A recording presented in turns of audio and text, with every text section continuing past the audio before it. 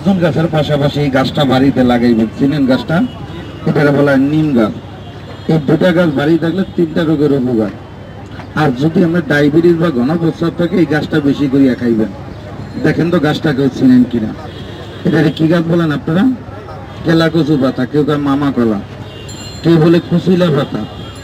এই গাছের শাক গ্রামের লোকেরা ভাজি করিয়া খায়। দেখছেন আপনারা?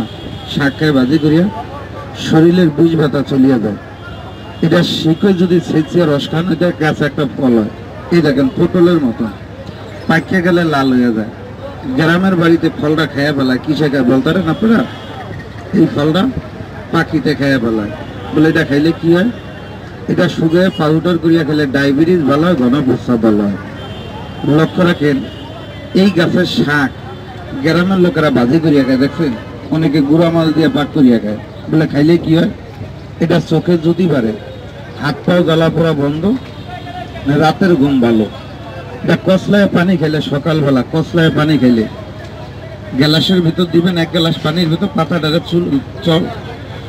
চট খাইয়া বা এইরকম ছেঁচিয়া যদি কোনো ব্যক্তি পাতাটা ফালাই দিয়ে পানিটা আপনি খাইতে পারেন, তাহলে জয়েন্টিস রোগ এবং লক্ষ্য রাখেন রাতের ঘুম ভালো, লিভারটা পরিষ্কার। এটার নাম কেলা কচু পাতা, মামা কলা। এই দেখেন আর একটা গাছ, এই গাছটা চিনেন আপনারা? এটা কি গাছ বলেন আপনারা? হ্যাঁ, চিনতে পারছেন গাছটা? এটাতে বলা হয়, অনেকে চিনেন না গাছটা, অনেকের নাম বললে অনেকেই চিনবেন। এই গাছের ফুলটা আপনি আগে পরে ব্যবহার করছেন কিনা জানি না, 2-1টা লোক ব্যবহার করছেন। এই গাছের ফুলটা ব্যবহার করলে মুখে দিয়ে চাবান দিলে কিরকম লাগে জানা আছে? ধন্যবাদ। এক ভাই বলছে জাল লাগে। বলে কারণটা কি?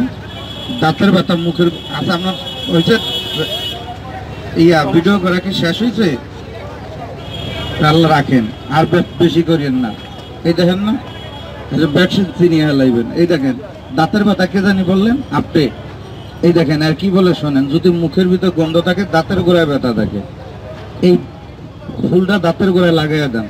কি বলে শোনেন, 1 মিনিটে দাঁতের ব্যথা ভালো, মুখের গন্ধ চলিয়ে যায়। গাছের গুণ গাছের ক্ষমতা। এই দেখেন আর একটা গাছ, যদি আপনি পারেন বাড়িতে লাগাইবেন।